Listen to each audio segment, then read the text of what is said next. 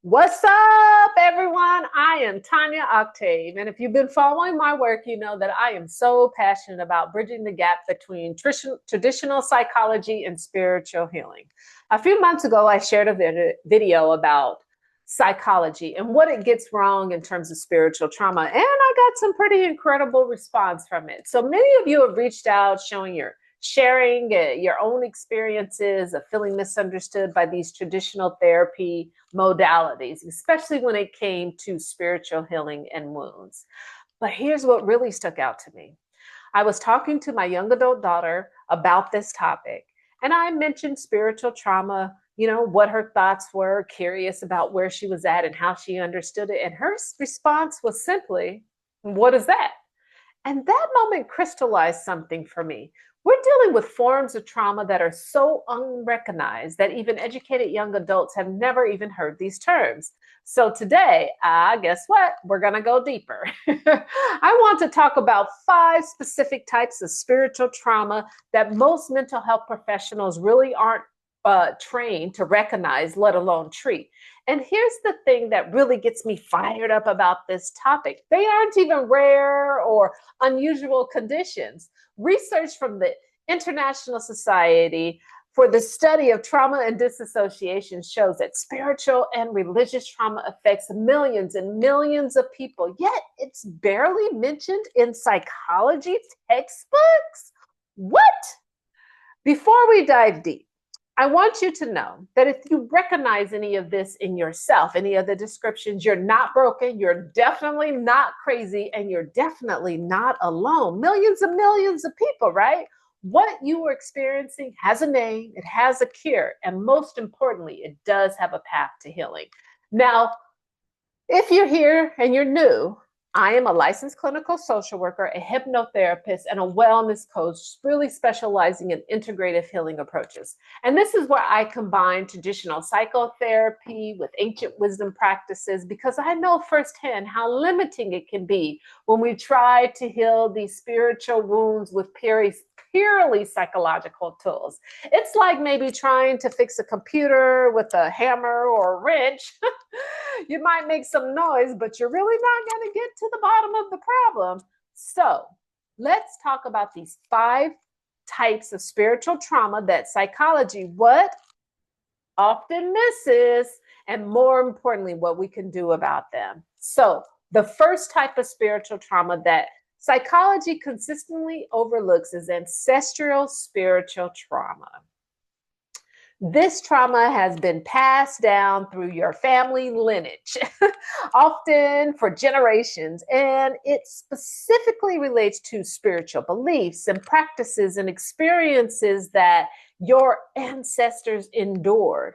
Now, I know some of you might be thinking, Tanya, how can trauma from something that happened to my great-great-grandmother affect me? That's exactly where traditional psychology falls short. Western psychology tends to focus on individual experiences, let's say within a single lifetime. But research in epigenetics is now showing us what indigenous cultures have known and been practicing for years, that trauma can be transmitted through family lines in ways that affect our body and our mind, even our spirit.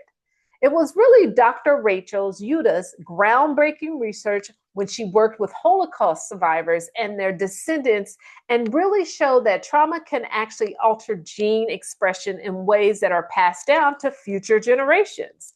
While her research focused really on historical trauma, the same principles can be applied to spiritual persecution, forced religious conversions, and other forms of ancestral trauma wounding. So here's what ancestral spiritual trauma might look like in your life. You might feel an inextricable fear or resistance around certain spiritual practices, even ones that may logically appeal to you. Can you relate to feeling drawn to meditation, but maybe every time you sit down quietly, you feel this overwhelming urge to escape, a sense of danger, or even dread?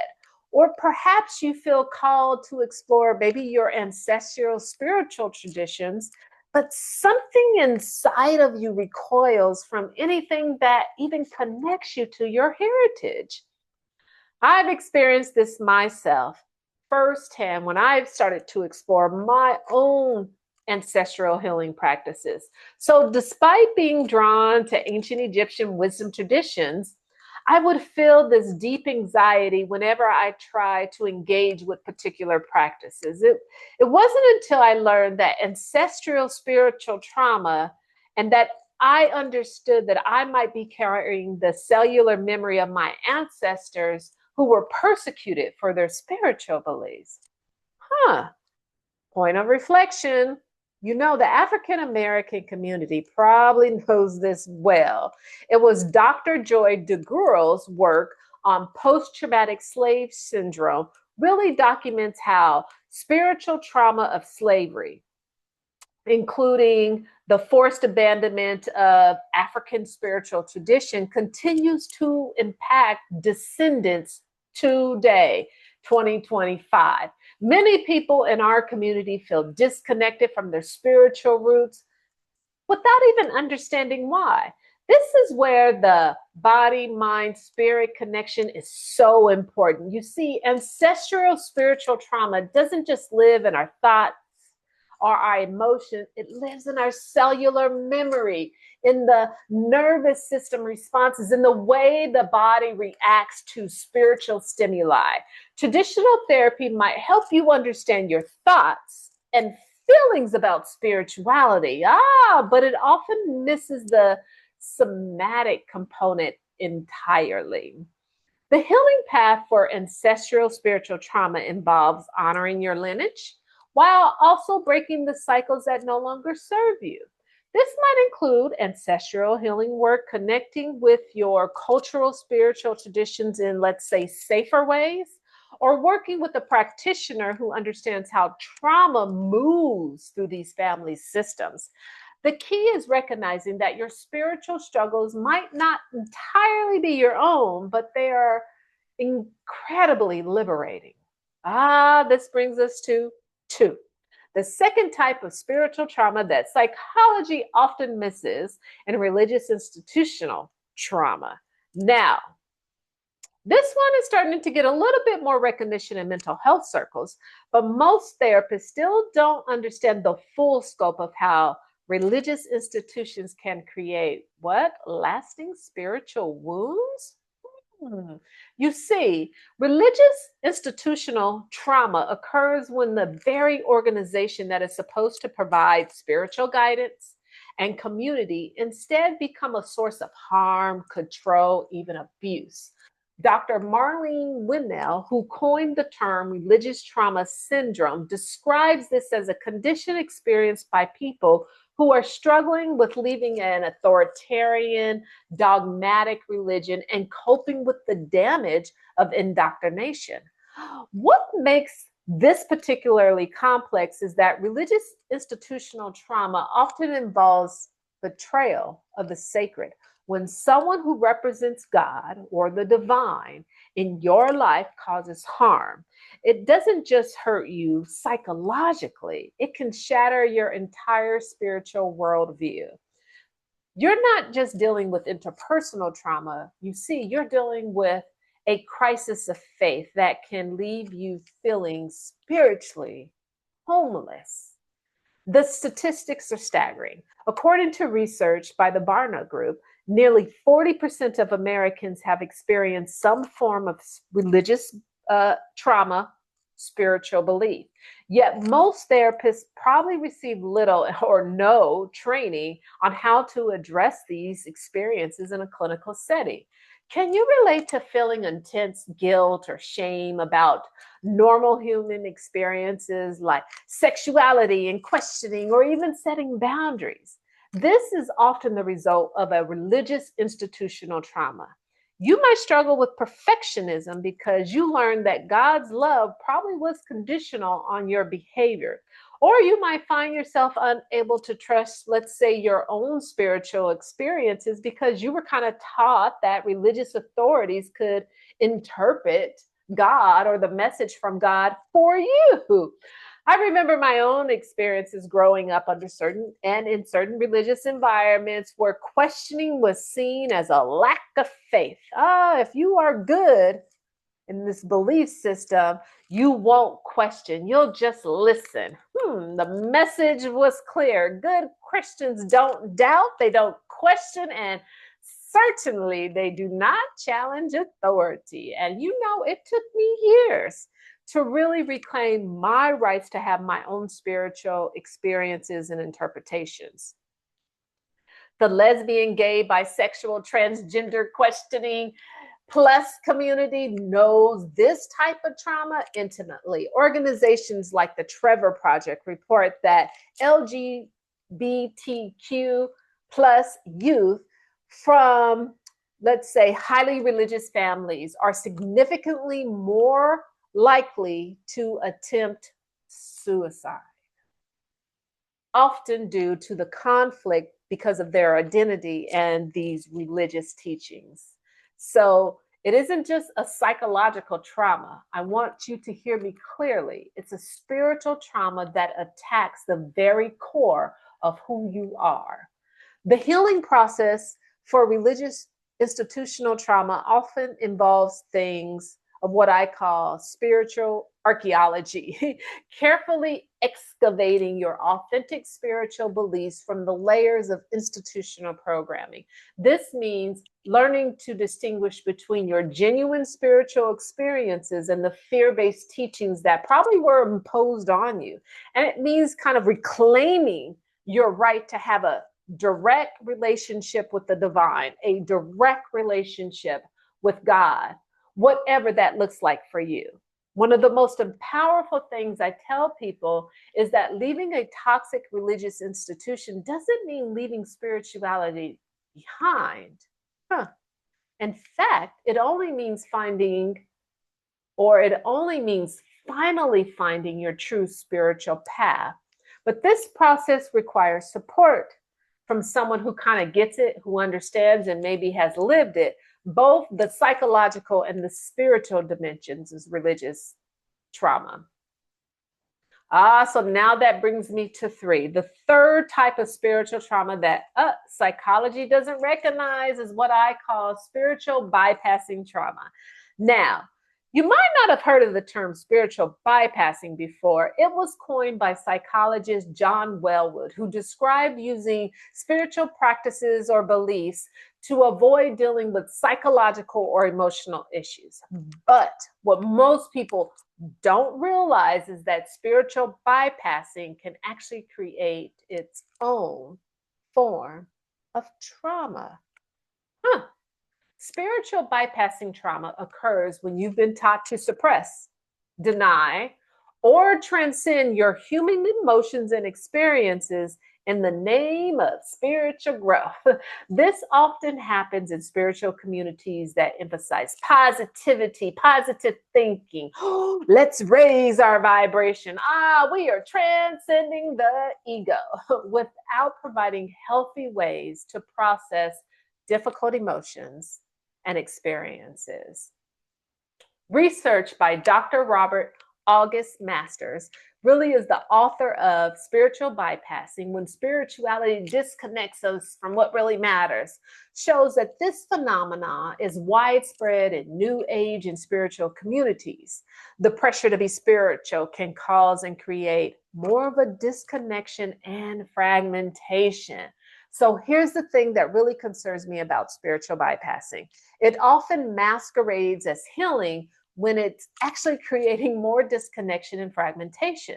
So when you're taught that anger and sadness or fear are these low vibrational energies, emotions that you need to maybe overcome, you end up splitting off parts of yourself that are actually essential for your wholeness and for your healing. Can you relate to that feeling like you're failing spiritually when you experience these normal human emotions?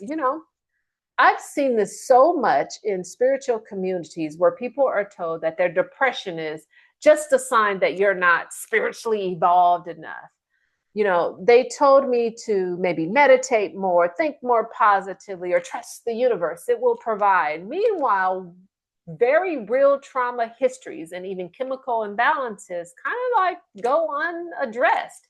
I've experienced myself in these spiritual circles where the expression of anger or sadness was seen as, ooh, you are not in alignment. I've learned how to smile and say, oh, I'm blessed, even when I was struggling, because that's what you were expected to do in those communities. That was the expectation of how to show up. It took me years to reclaim my right to feel the full spectrum of human emotions. The wellness industry has unfortunately perpetuated a lot of spiritual bypassing trauma. Social media is full with messages about manifesting your way out of problems or choosing happiness without acknowledging the very real systematic and personal challenges that people face. This can leave trauma survivors feeling like they're failing spiritually when they're just can't think positive or think their way out of post-traumatic stress disorder, PTSD. So you see, spiritual bypassing trauma shows up in several ways. You might feel like you're failing spiritually when you're experiencing what we would say are normal human emotions. You might have learned to disassociate from your body or your feelings in the name of transcendence, or you might find yourself unable to set healthy boundaries because you've been caught, or at least because you've been taught that spiritual people should always be loving and always forgiving. That is kind of particularly interesting for me about spiritual bypassing trauma. That it often gets reinforced in spiritual communities and even among teachers who mean well, because I do think the intention is well, but don't really understand the importance of using psychological integration. They see someone struggling, let's say with depression or anxiety, and immediately jump to maybe a spiritual solution without really addressing the underlying psychological or physiological needs, even like basic needs. Healing from spiritual bypassing requires that maybe what I call spiritual integration, learning to honor both the human experience and your spiritual nature. This means developing spirituality that includes your emotions, your body, your shadow, your struggles, not ones that you try to transcend from. It means finding spiritual practices that help you become more present to your full experience and not less. So this brings me to number 4. The fourth type of spiritual trauma that psychology completely misses is psychic boundary trauma. Now, I know some of you might be thinking, psychic boundaries? This sounds a little pretty woo-woo, Tanya, but hear me out, because this is probably actually the one that is the most common form of spiritual trauma that I have seen, especially in people who are naturally, let's say, sensitive, empathetic. Psychic boundary trauma occurs when the natural, energetic, or psychic boundaries have been violated, overwhelmed, or never really properly developed in the first place. These things can happen through what some call psychic attack, energy vampirism, and simply kind of growing up in environments where you just kind of absorb everyone else's emotions and energy without knowing or practicing self-protection for yourself. And it was Dr. Judith Olaf, who's a psychiatrist specializing in empathy, sensitivity, who written extensively about how highly sensitive people often struggle to what she calls emotional contagion. That's where you kind of absorb other people's emotions and energy. While mainstream psychology is beginning to recognize highly sensitive people as a legitimate personality trait, it really still doesn't address the spiritual and energetic dimensions of this sensitivity. So here's what most people don't understand. If you're naturally sensitive to energy, emotions, or psychic phenomena, you need to learn how to manage those abilities just like you would any other skill. But, our culture doesn't teach psychic hygiene or energetic boundaries. Instead, sensitive people often grow up feeling overwhelmed and confused and like they're going crazy because they're picking up on things that other people really can't see, feel, or hear. And I did say hear. Can you relate to chronic fatigue? That doesn't really have a medical explanation, especially after you're around certain people or in certain environments. You may feel like you absorb just other people's emotions, even their physical symptoms. You might have vivid dreams or even psychic experiences where you feel that they might be too intrusive, even frightening. Or you might feel like uh, you might even avoid or feel like you can't be in crowds with places, or feeling like this sense of being completely overwhelmed. Part of my experience is I was a highly sensitive child, feeling overwhelmed in things like where there were shopping malls or large gatherings without really understanding why. I would come home exhausted or emotionally drained, but no one could understand what was happening to me. It wasn't until I learned about energetic sensitivity that I understood that I was really picking up on everyone else's emotions and energetic states. There's some research on highly sensitive people by Dr. Elaine Aron, and she showed that approximately 20% of the population has that particular trait. Yet most of these individuals really never learn how to manage their sensitivity effectively. And traditional psychology does not have a frame for understanding psychic sensitivity. So people with these experiences will get misdiagnosed with things like anxiety disorders, bipolar disorders, even psychotic disorders. Our indigenous cultures, they've always understood that some people are just naturally more sensitive to spiritual and energetic phenomena. They have roles for these individuals in the community, like medicine people and shamans and healers, and they provide training and protection for developing these gifts safely. But our culture, sensitive people really will be pathologized. They will be diagnosed rather than supported. So healing psychic boundary trauma involves learning practical skills for energy protection and psychic hygiene.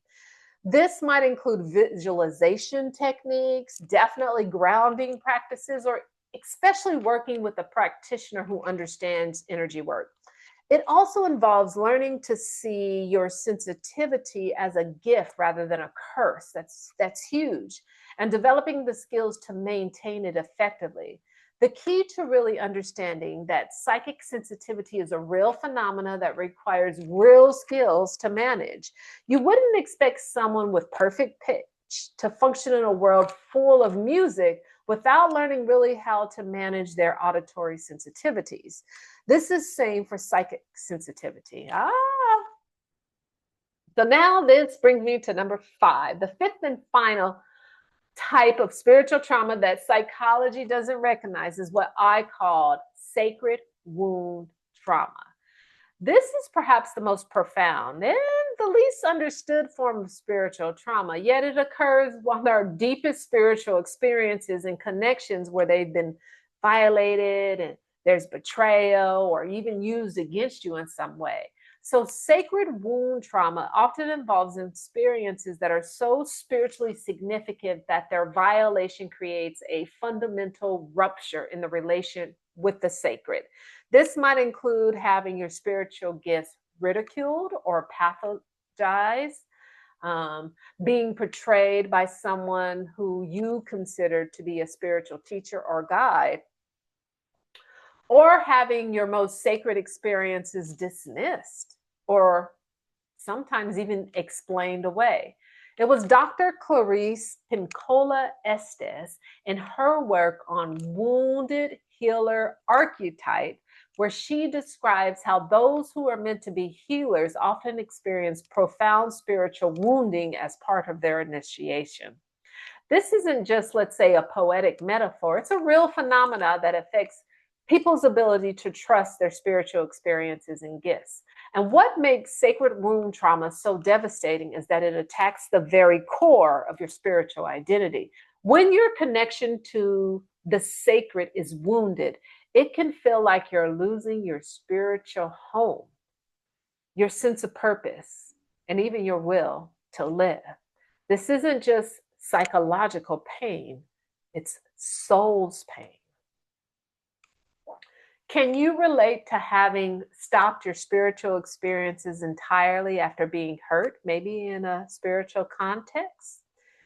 It's as if your soul went into hiding to protect itself from further harm.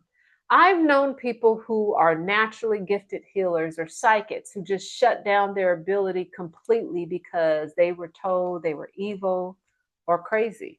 I've worked with individuals who lost their faith because they stopped believing in the divine, not because they couldn't bear the risk of being hurt again, not because they didn't believe in the divine, but because they couldn't bear the risk of being hurt again, especially in that sacred space.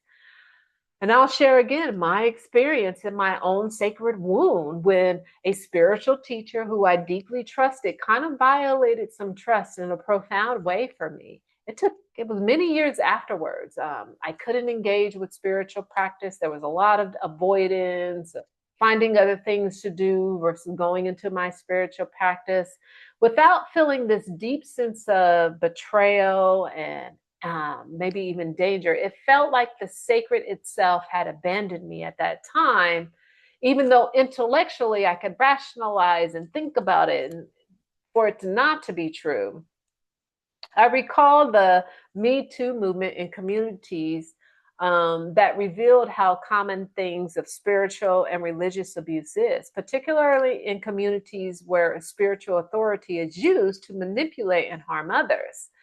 Reflect on organizations like SNAP, and that is Survivors Network of those abused by priests, have documented thousands of cases of spiritual abuse, but the focus is often on the legal and psychological aspects, and rarely do they focus on the spiritual wounding.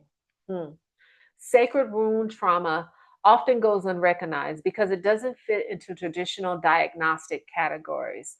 Someone might present with depression, anxiety, trauma, post traumatic stress disorder, or a sense of like meaningless in life.